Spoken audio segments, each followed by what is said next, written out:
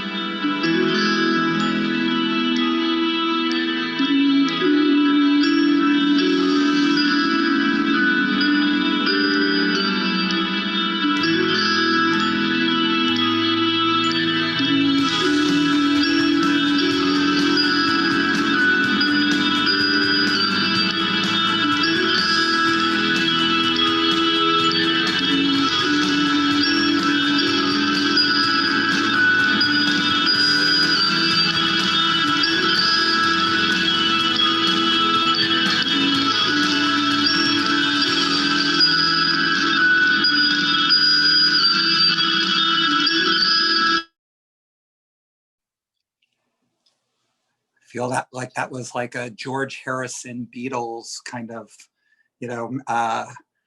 mashup Temple Bethel experience. Just something else. Shabbat Shalom, everybody. And I want to start by just calling on the fact that many of us are aware that our Jewish tradition is one of memory. We commemorate events of tragedy like Holocaust Remembrance Day, Yom HaShoah, or Memorial Day for fallen Israeli soldiers, Yom HaZikaron. We actively engage memory about sad events, both to remember who we are, the larger Jewish people that we're a part, and to make sure that we are always learning about the present and future from the past. What's fascinating is that our tradition considers the day of the deepest sadness and loss, Tisha B'Av, to be not only a day of memory and commemoration, but a moed, a holy day of encountering God's presence. Tisha B'Av means the 9th of the month of Av, and it will begin this Wednesday night and go all the way until sundown on Thursday. Like Yom Kippur, it's the only other full 24-hour fast day in Jewish tradition that's aimed at weakening the body to connect with something deeper. Tradition teaches that both the temples in Jerusalem were destroyed on the day of Tisha B'Av. The first one by the Babylonians in 586 BCE, and the second by the Romans in 70 CE. The Holy Temple in Jerusalem was not just a physical edifice, but in the realm of Jewish consciousness, a symbol and an archetype of the place where heaven and earth meet. And it's those places or moments in our own lives where we sense the infinite, the holy, the presence that transcends the finite world, and yet in some paradoxical way, also permeates and gives life to it. The first sacred place that the Israelites were commanded to build was the Mishkan, the portable sanctuary in the desert, where God's presence could be experienced. God says to Moses, "V'asu li v'shachanti betocham," make me a sanctuary and I will dwell within them. The rabbis make the key observation that the result of the building of the Mishkan is that God will dwell not within it, the building, but within them, the people. A powerful way for us to interpret this verse is that our primary purpose in the world is to make sanctuaries for God's presence to dwell. Again, in the Jewish imagination, these holy spaces, the Mishkan in the desert, the temples in Jerusalem, they transcend the physical. They are active, intentional spaces where we create where the infinite, where the transcendent can dwell. We can create these holy spaces in our personal relationships with how we are with each other. We can create these holy spaces in our communities where things are set up so that people feel heard and seen and valued.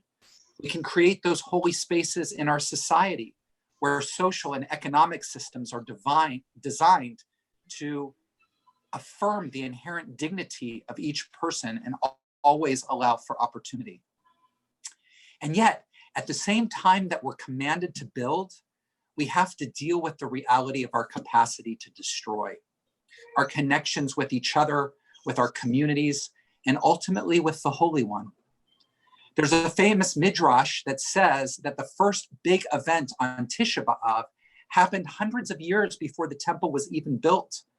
It was the day that the Israelite spies were sent out to scout out the promised land and came back with reports of giants that they couldn't defeat. In the midrash, God says to them that if they're going to come back crying about the giants, then God would really give them something to cry about in future generations. And there are many interpretations about what was so destructive about the spies' behavior. The one that resonates with me is not that they were afraid, but it's what they did with their fear. They responded to their fear by creating a narrative that created despair and divisiveness in the Israelite people.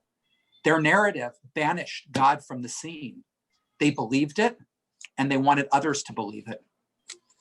When I look around at the divisiveness in our country, I see the reality of Tisha B'Av. especially with our partisan divide. Like the spies, we create narratives about how the other is going to destroy the country, our country, destroy our world. Who have we made into the other? The Democrats, the Republicans, who are in our own families, our own communities. Where is God in these narratives? Where is God when we turn human beings into labels, into concepts to vent our rage and our frustrations? Jewish tradition teaches that the Second Temple in Jerusalem was destroyed on Tisha B'Av because of sinat chinam, unwarranted hatred.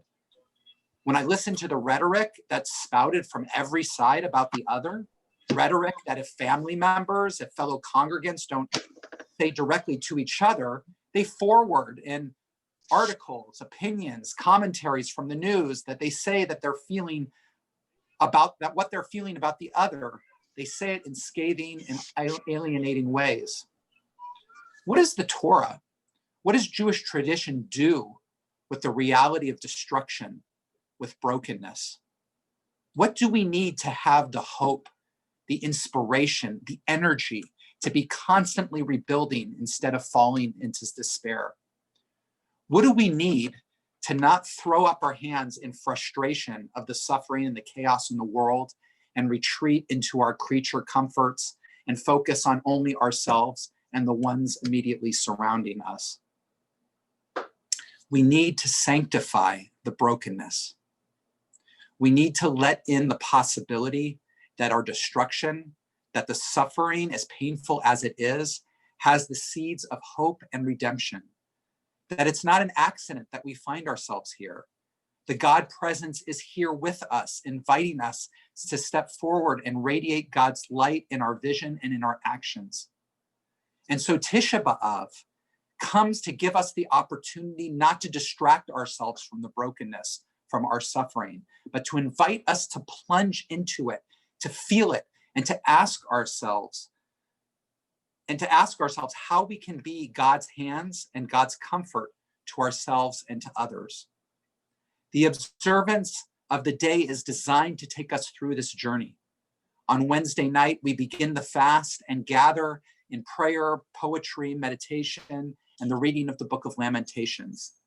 We'll begin joining together on Zoom with Congregation Ner Tamid in Poway, Temple Beth Emet in Anaheim, and the Jewish Collaborative of Orange County to help us enter into the brokenness and destruction, both personal and collective, with presence, with holiness, and with each other.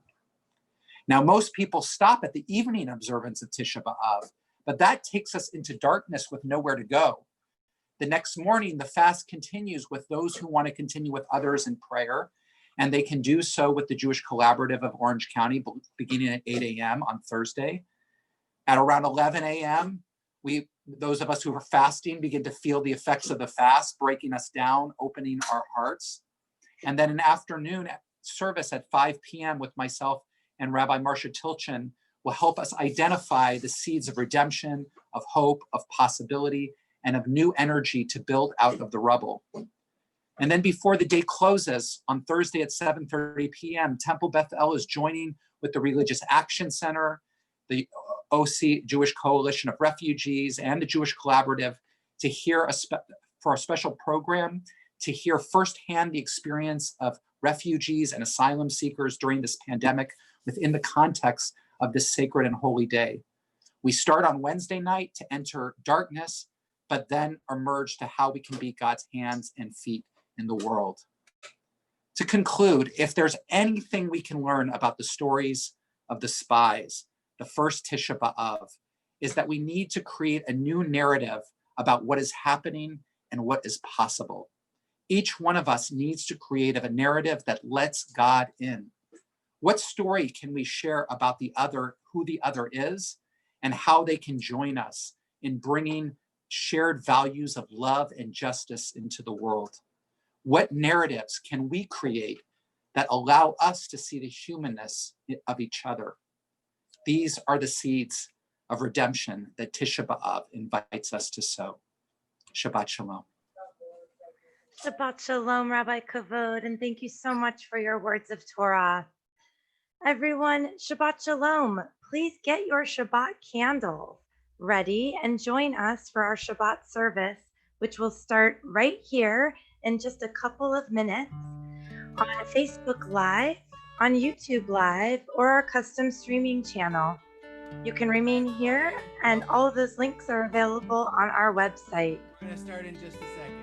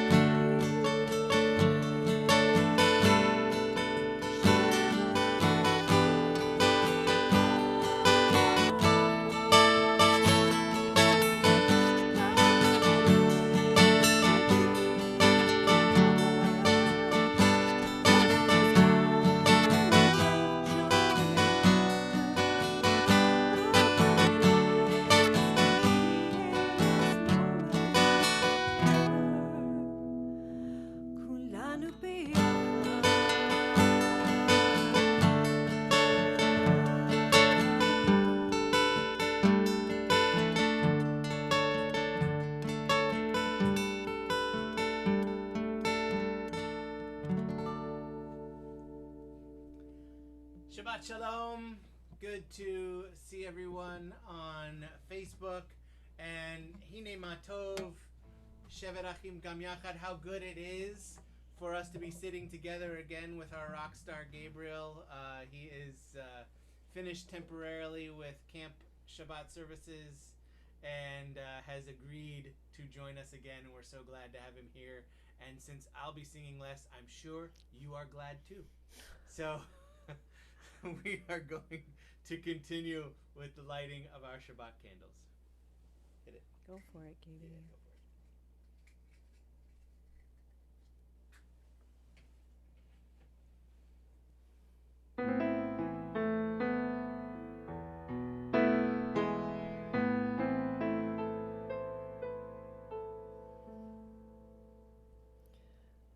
Baruch atah Adonai Eloheinu melech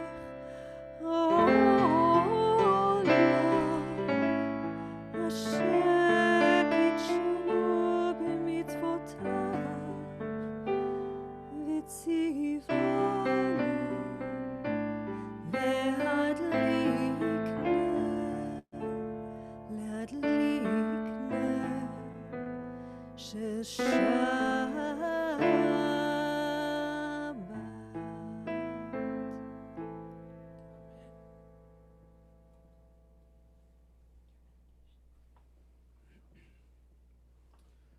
all that's been going on in our lives, we thought it would be a fitting reminder to think about the past week and, more importantly, to let it go. Kabbalat Shabbat was a service that was created by the Kabbalists, by the ancient mystics, and they decided to parallel a psalm to every day of the week. And each day, each psalm, as it is read or sung or chanted, should invoke us to think about a particular day, and more importantly, to let it go. So I want you to go on a little ride with us right now and close your eyes and take a nice deep breath.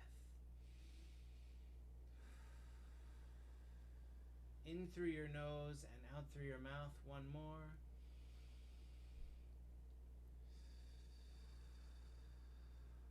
And you can just feel the difference after those 2 breaths. And I want you to think back to your week. Just like the Psalms parallel our days, think back to the days of your week.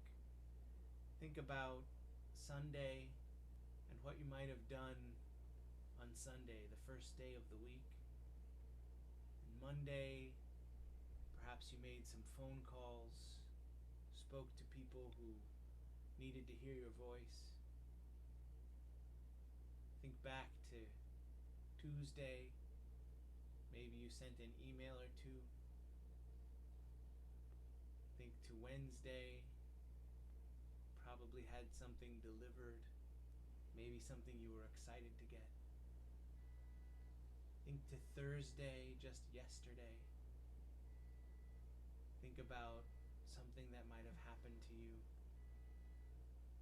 And think about today, the rush of getting things done at the end of the week, the running from space to space and making sure all your I's are dotted and your T's are crossed.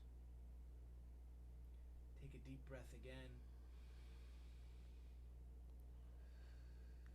And as you blow out the air slowly, blow out with it all that happened this week. All the good, all the bad, everything that happened this week in the past is in the past. I'm going to take 2 more nice deep breaths, and with these, we welcome Shabbat. Just like on Shabbat, we're said to take in an extra soul, a neshama. We will take an extra breath, an extra neshima. So 1 breath to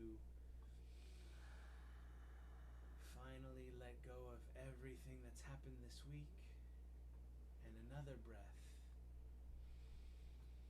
to welcome Shabbat with song Boi Kala. Shabbat.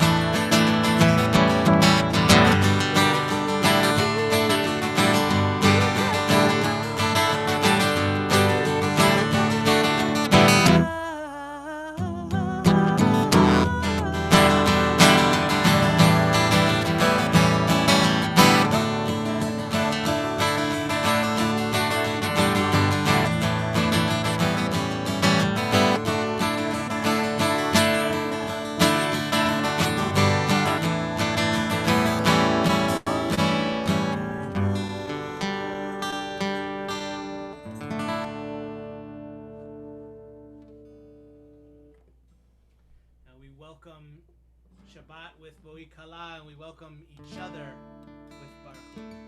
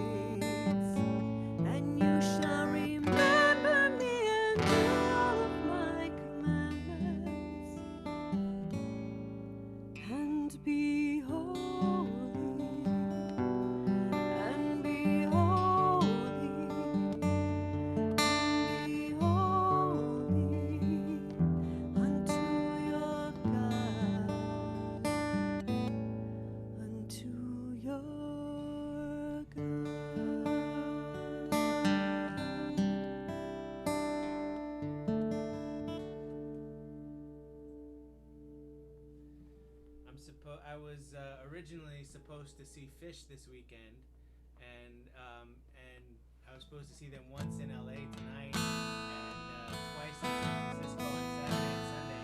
So I asked Natalie, could we please do the Fish Michamocha tonight? Good job.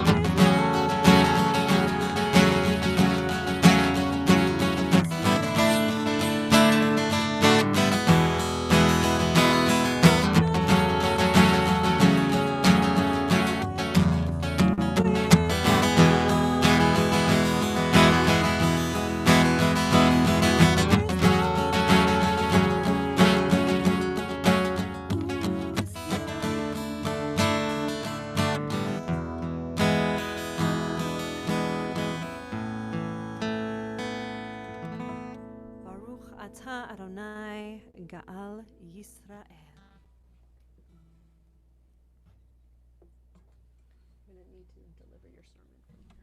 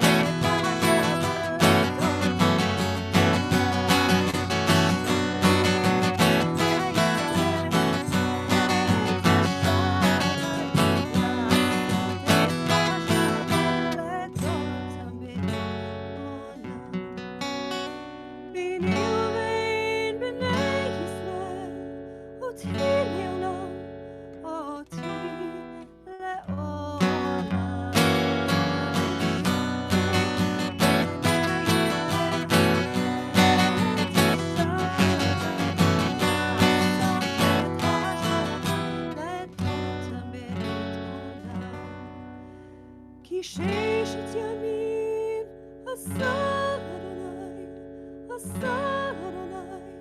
את השמיים ואת הארץ.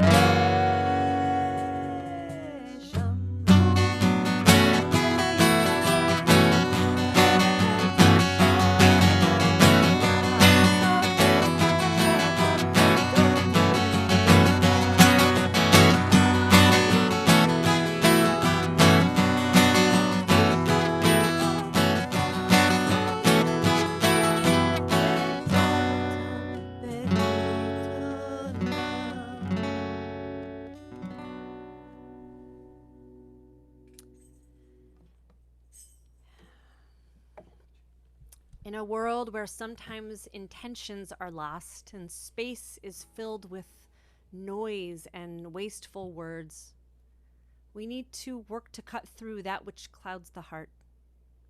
We can elevate holiness with our deeds and words if we take the time to lead with those sacred parts of ourselves, intentionally choosing the words which cross our lips.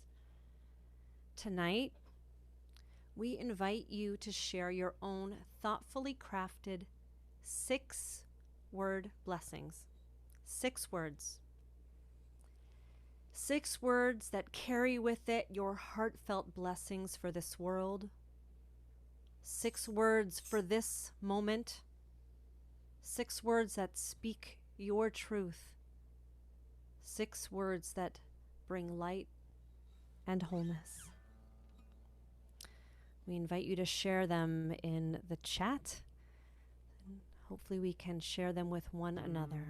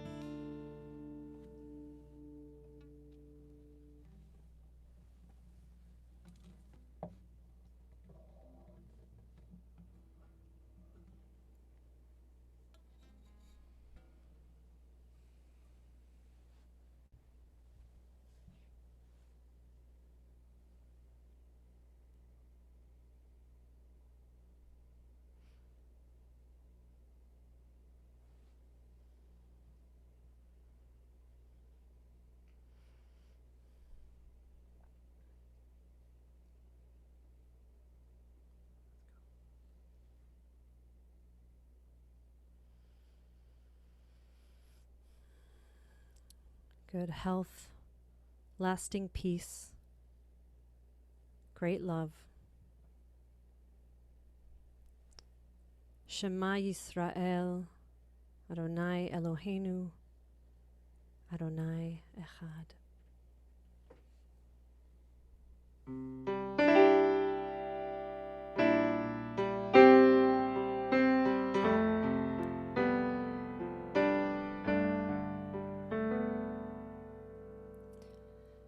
Shalom Rav al Yisrael Tasim Tasim Leolam Tasim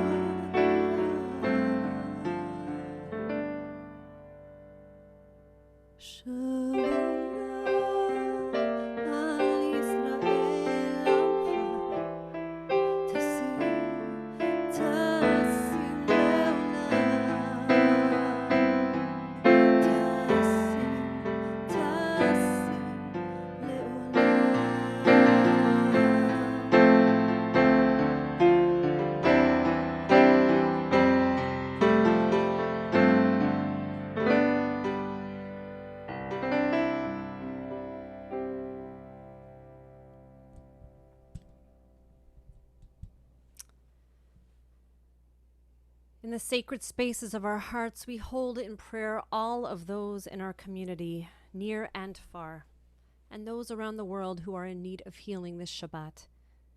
We lift up the names of our loved ones who are seeking wholeness of body, mind, and spirit, holding in our hearts the caregivers, those who battle addiction, those who struggle with mental health, and ask God to bring a refuah shlema, a complete healing, to our world. God, in your oneness, may we all find strength and healing. May we find renewed wholeness and purpose. And may we find peace. The names of all of those in our communities are being posted in the chat.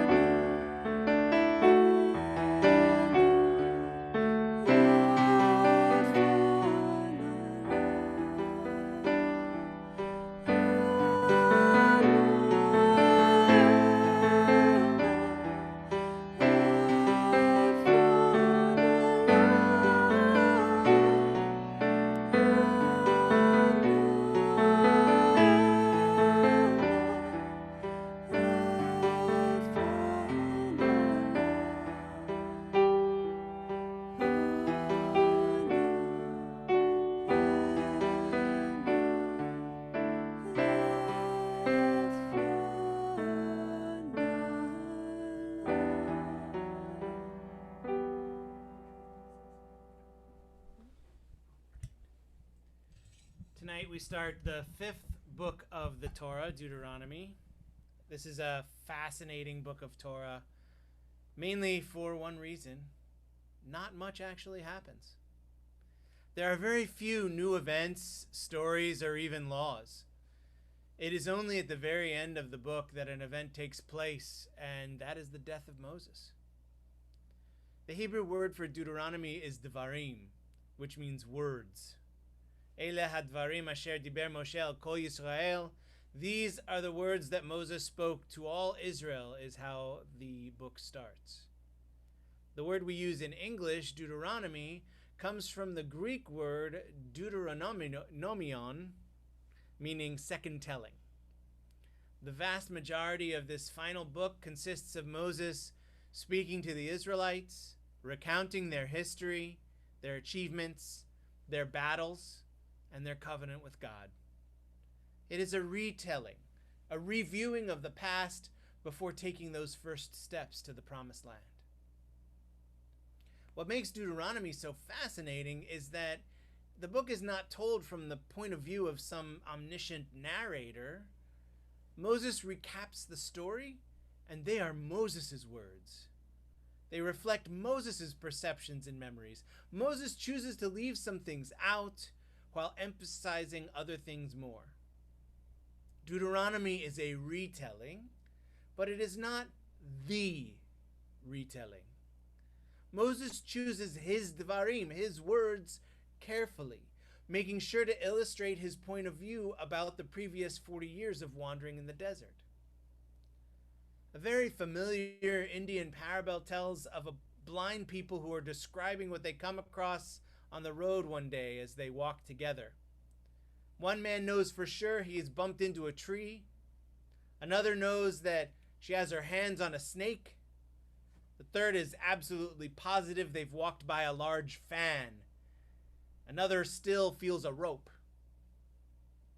They could spend the rest of their lives arguing because they know their senses do not lie. They feel what they feel. This is the problem when nobody has the complete picture. They did not realize they were feeling the leg, trunk, ear, and tail of the same elephant. It seems like the same thing is happening with much of the information we take in today. We don't want the whole story. We rely on others to read the details and give us a summary, but we need more than just the opinion of the news outlet that gives us their spin on the events of the day. When we only listen to one perspective, our hands are guided to only one part of the elephant. To help us widen our discussion and perspective, I've encouraged my congregation to start reading White Fragility by Robin DiAngelo. This book is from a perspective that not many of us have. And it's a way for us to step back and view more than just one part of the elephant we know and understand. The book is challenging, partially because she asks us to reposition a mirror onto ourselves. She defines some of the devarim, some of the words that we have long understood differently than how she is using them in this book. This is probably the most challenging part about this. As reading, she says to us, I know you've had this perspective for your entire life. I know the country has had these definitions for these words for hundreds of years. Are you strong enough a reader, strong enough a learner to accept my definitions, at least between these two covers? I admit I am struggling with it. It feels like I'm flipping around one of those makeup mirrors that we might find on a vanity. I'm used to looking very close to the details I've long understood, and now I have to back up to get a clearer picture. It's been challenging, but fascinating and quite eye-opening. What CBT is embarking on is called a congregational read. We all read one book together and then gather to discuss it at a later date. I've already given copies of White Fragility to CBT's board of directors so we can read this together, and I would encourage the rest of you to get a copy for yourself. Temple Bethel, we'd love to have you with us on this journey if you want to read with us. I would extend the same invitation to anyone who's watching this service tonight over Facebook or whatever method. Get a copy of White Fragility and join us on August 23rd at noon Pacific for a discussion of the book over Zoom. CBT, this is normally when we would discuss our weekly movie, so I appreciate your willingness to give our time to this important issue. Learning is one of the most important parts of Jewish life, and learning about ourselves can be life-shaping in wonderful ways. May our communities continue to learn together, to grow together, and encourage difficult conversations among our congregants so that we can become better together. Shabbat Shalom and happy reading.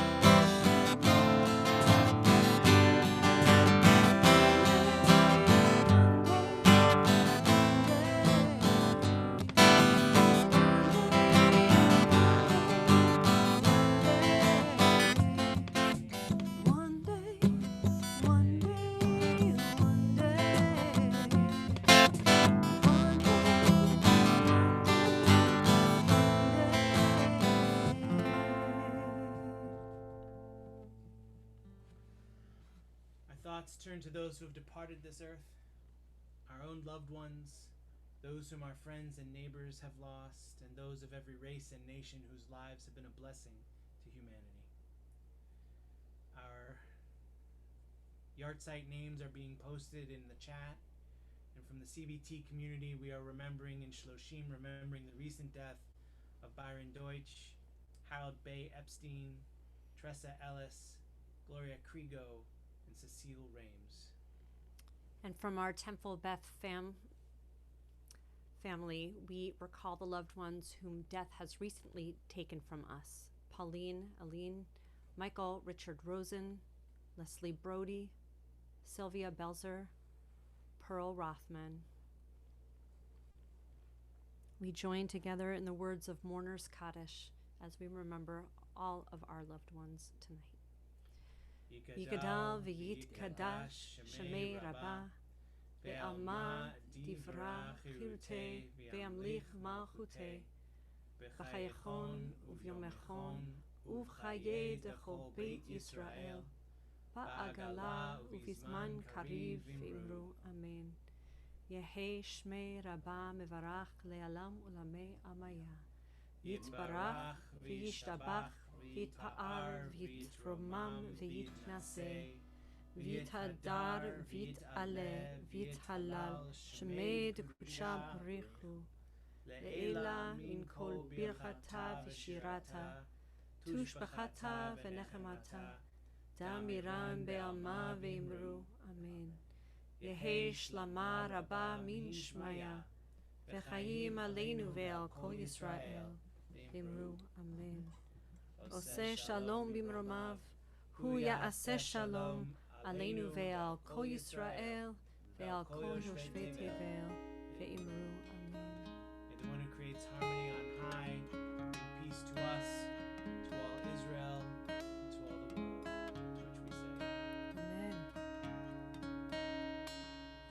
which we say, Amen. Baruch atah Adonai Eloheinu melech haolam borei peri hagafen. Baruch atah Adonai Eloheinu melech haolam asher kitshanu b'mitzvotav v'ratzavanu v'shabbat kodsho b'ahava u'ratzon hinchilanu zikaron lema'aseh v'reishit ki hu yom techila lenikra'e kodesh zecher letziat Mitzrayim ki banu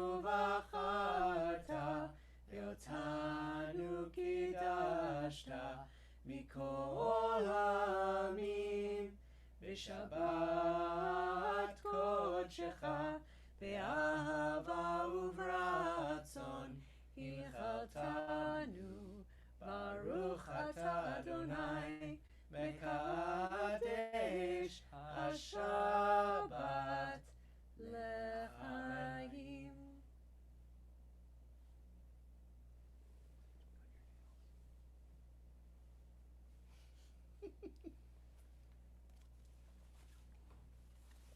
L'chaim. Baruch Atah Adonai, Eloheinu melech haolam, hamotzi lechem min haaretz. Amen. Shabbat shalom. Shabbat shalom. Have a wonderful week. Wear a mask over your mouth and nose.